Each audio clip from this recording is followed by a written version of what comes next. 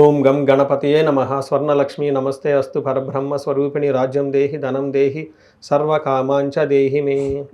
12 రాసుల వారికి చక్కగా మన ప్రేక్షకులకి ప్రతి ఒక్కళ్ళకి గణపతిని స్వర్ణలక్ష్మి అమ్మవారిని మనం విశేషంగా ప్రార్థన చేద్దాం.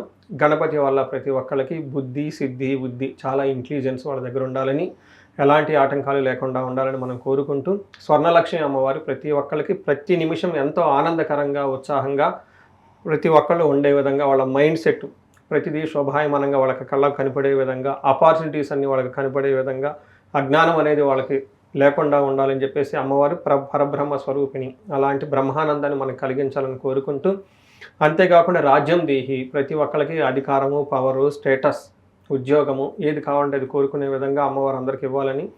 నెక్స్ట్ ధనం దేహి విపరీతంగా ప్రతి ఒక్కరికి ధన ప్రవాహం వాళ్ళ ఇంటిలో జీవనంలో ఉండాలి, వాళ్ళ బ్యాంక్ అకౌంట్లో డబ్బులు ఉండాలి. ధనానికి ఇది లేదు, మాకు అసలు దగ్గర ధనం అనేది ప్రాబ్లమే లేదు అన్న ఒక స్థితిలో ప్రతి ఒక్కళ్ళు ఉంచాలని. సర్వకామార్థ సిద్ధి వాళ్ళు ఏ క్షణం అయితే ఏదైతే కోరిక కోరుకుంటున్నారో ఆ క్షణం ఆ కోరిక తప్పకుండా ఇమ్మీడియట్గా నెరవేరాలని చెప్పేసి అమ్మవారిని మనం ప్రార్థన చేస్తూ, స్వర్ణలక్ష్మి అమ్మవారిని ప్రతి ఒక్కరికి అమ్మవారి యొక్క కరుణా కృప ఉండాలని, జీవితంతో ఉన్నతంగా ఎదగాలని చెప్పేసి మనం కోరుకుంటూ, సూర్యుడి గురించి సూర్యుడి యొక్క విశిష్టత తెలుసుకుందాం ముందు. తద్వారా మనం 12 రాశులు ఎలా ఉందో తెలుసుకుందాం. మనకి మకర సంక్రాంతి సెలబ్రేట్ చేసుకుంటాం కదా. సూర్యుడు మకర రాశిలోకి ప్రవేశించినప్పుడు అలా మనకి ఒక సంవత్సరంలో 12 సంక్రమణాలు ఉంటాయి.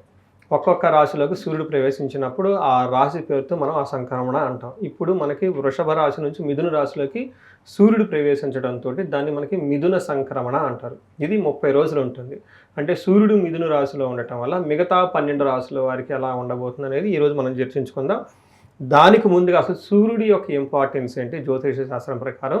రెండోది, సూర్యుడు మన డే టు డే లైఫ్లో ప్రతి ఒక్కరికి ఏ విధంగా అసోసియేట్ అయ్యి ఉంటాడు, ఏ విధంగా సంబంధాన్ని కలిగి ఉంటాడని మనం తెలుసుకుందాం. ఫస్ట్ సూర్యుడు వచ్చేటప్పటికి మనకి 8 రకాలుగా జ్యోతిష శాస్త్రంలో మనకి సంబంధం కలిగి ఉంటుంది. ఫస్ట్ ఏమని చెప్తారంటే ఆత్మకారకుడు, అంటే సెల్ఫ్ కాన్ఫిడెన్స్.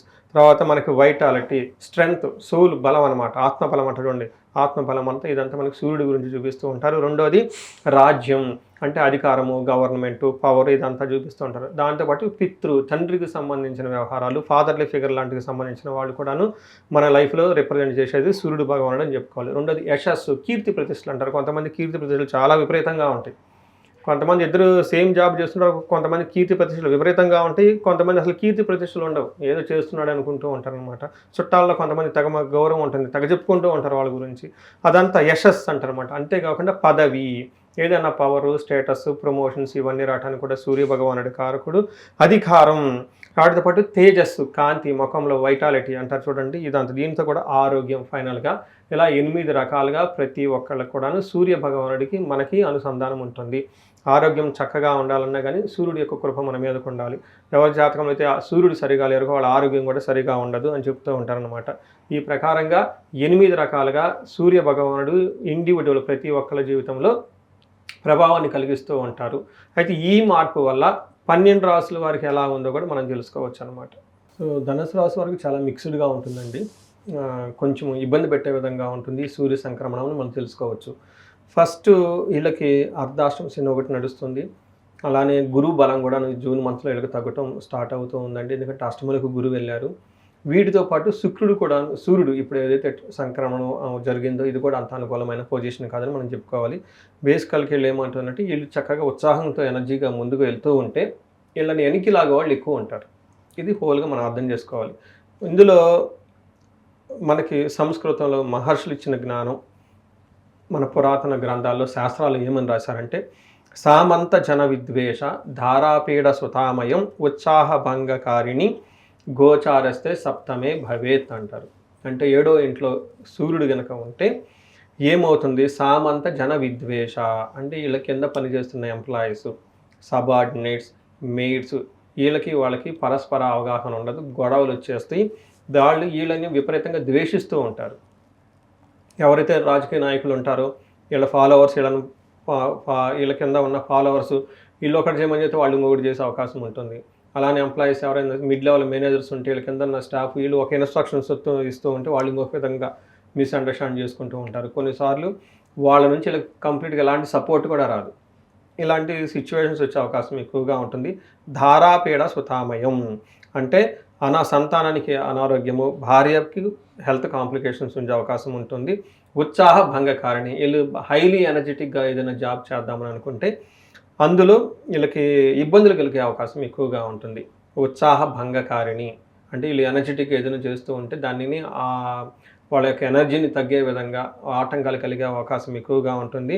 టోటల్గా 7th హౌస్లో ఉండటం వల్ల టైర్డ్నెస్గా, ఫిజికల్గా హెల్త్ డిసీజెస్ ఎక్కువగా ప్రాబ్లం ఉండి అవకాశం ఉంటుందని తెలుసుకోవాలి.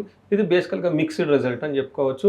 అంత పెద్ద ఇబ్బంది పెట్టేది కూడా అని కాదేం కాదు. బట్ జనరల్గా చిన్న చిన్న ఆటంకాలు కలిగి అనుకున్న పని చేయాల్సిన టైం కంటే దూరంగా లేట్గా చేసే అవకాశం ఎక్కువగా ఉంటుంది అని చెప్పుకోవచ్చు. పరిహారాలు చూసుకుంటే మనం ప్రతి ఒక్కరికి సూర్యుడికి సంబంధించిన సంపూర్ణ శాంతి పూజలు అని ఉంటాయి. అంటే సూర్యుడికి మనం ఏం చేసుకోవాలి, జపాలు, దానాలు, తర్పణాలు, హోమాలు ఇవి చేసుకుంటూ ఉంటే సరిపోతుంది. ఇంకా ఎవరైనా చేయించుకోగలిగితే శివుడికి మహారుద్రాభిషేకం, ఒక మహాన్యాసపూర్వక ఏకాదశి రుద్రాభిషేకం చేయించుకున్న చక్కగా పరిహారం ఉంటుంది. ముఖ్యంగా నేను ఎవరికైతే వయసు 35 నుంచి 45 సంవత్సరాలు ఉంటుందో వీళ్ళకి ఒక రీసెర్చ్ లాగా చేస్తూ ఉన్నాను. సక్సెస్ఫుల్గా మాకు కెరీర్ గ్రాఫ్ ఉందండి, సడన్గా మేము జీవితంలో ఆగిపోయాము, మా వయసు 35 నుంచి 45 సంవత్సరాలు ఈ మధ్యలో ఉంది అని ఎవరికైనా కనుక అనిపిస్తే ఒక్కసారి వాళ్ళ ఇండివిజువల్ జాతకం చూపించుకోవడం చాలా ముఖ్యం. రీసెంట్గా నేను ఇది అంటే ఒక 5-6 మంత్స్ ఇది ఎక్కువగా ప్రమోట్ చేస్తూ ఉన్నాను. ఈ కాన్సెప్ట్ని మనం మిడ్ లైఫ్ క్రైసిస్ అంటారు, లేదంటే రకరకాల పేర్లతో పిలుస్తూ ఉంటారు వెస్టర్న్ వాళ్ళంతా. బట్ జ్యోతిష శాస్త్రం దానికి చాలా పవర్ఫుల్ రెమెడీస్ అన్నీ ఉన్నాయండి. ఒక క్లాసికల్ ఎగ్జాంపుల్ చెప్పాలంటే ఒక లేడీ అమెరికా నుంచి కాల్ చేశారు. వాళ్ళకి దాదాపు 7 ఇయర్స్ ఒక కంపెనీలో మేనేజర్ ట్రాక్ రికార్డు ఉంది. అంతకుముందు కూడా ట్రాక్ రికార్డు ఉంది. వాళ్ళు కరెక్ట్గా 3 మంత్స్ ముందు జాబ్లో లే ఆఫ్లో పోయింది. జాబ్లో కాదు పోయింది, బట్ వీళ్ళ ఫ్రెండ్స్ అందరికి జాబ్లు వచ్చేసి వీళ్ళకి జాబ్ లేదు. ఫస్ట్ జాబ్ వాడడం నేను షాక్, ఎందుకంటే సక్సెస్ఫుల్ కెరీర్ కదండి. రెండోది వీళ్ళ ఫ్రెండ్స్కి జాబ్లు వచ్చేసి అందులో లే ఆఫ్లో పోయిన వాళ్ళకి వీళ్ళకి జాబ్ రాలేదు. ఏంటండి అని చెప్పేసి జాతకం చూపించుకున్నారు. ఎగ్జాక్ట్గా వీళ్ళకి రాహు మహాదశ స్టార్ట్ అయింది. ఎప్పుడైతే రాహు మహాదశ స్టార్ట్ అయిందో వీళ్ళకి వాళ్ళ జాతకంలో కాలసర్పదోషం యాక్టివేట్ అయింది. నేను చెప్పానండి మీకు కాలసర్పదోషం ఉందంటే నాకు చిన్నప్పుడు ఎవరో అన్నారని పెద్ద పట్టించుకోలేదండి అని చెప్పేసి. చూసారు ఇప్పుడు ఈ వయసులో వాళ్ళకి కాలసర్పదోషం యాక్టివేట్ అయిపోయింది.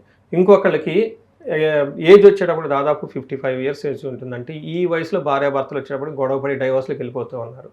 ఏంటి అని చూసుకుంటేనంటే కళాత్ర శాపం ఇవి ఉన్నాయి చూడండి. వాళ్ళకు కూడా ఇద్దరు హైలీ అంటే 2 కేసుల్లో కూడా పర్సనల్ లైఫ్లో చాలా సక్సెస్ఫుల్గాను, ప్రొఫెషనల్ లైఫ్లో చాలా సక్సెస్ఫుల్గా ఉండి సడన్గా ఈ వయసులో ఇలాంటి ప్రాబ్లమ్స్ వస్తూ ఉంటాయి అన్నమాట. దీనికి జ్యోతిష శాస్త్రంలో చక్కటి పరిష్కారాలు ఉన్నాయి. వాళ్ళ ఇండివిజువల్ జాతకంలో ఏమేమి దశలు నడుస్తున్నాయి, వారి యొక్క గ్రహాలకు సంబంధించిన ఏమైనా దోషాలని అవి తెలుసుకొని ఆ పూజలు చేయించుకోవటం, ఏమైనా శాపాలు ఉన్నాయి ఇవి చాలా క్లిష్టంగా ఉంటాయి. శాపాలు వచ్చేటప్పుడు చాలా డీప్ రూటెడ్ అనమాట. ఈ జన్మలో కాదు, జన్మల నుంచి వస్తున్న శాపాలు ఇవన్నీ తగులుతూ ఉంటాయి. అవన్నీ తెలుసుకొని ఫస్ట్ దానికి సంబంధించిన పరిహారాలు చేసుకుంటే లైఫ్ 10 అంతలు ముందుకెళ్ళే అవకాశం ఉంటుంది. ప్రతి ఒక్కళ్ళు అష్టైశ్వర్యాలతోటి భోగభాగ్యాలతో తులదూగుతూ జీవితంలో ముందుకెళ్ళాలని చెప్పేసి మనం కోరుకుందామండి. నమస్తే.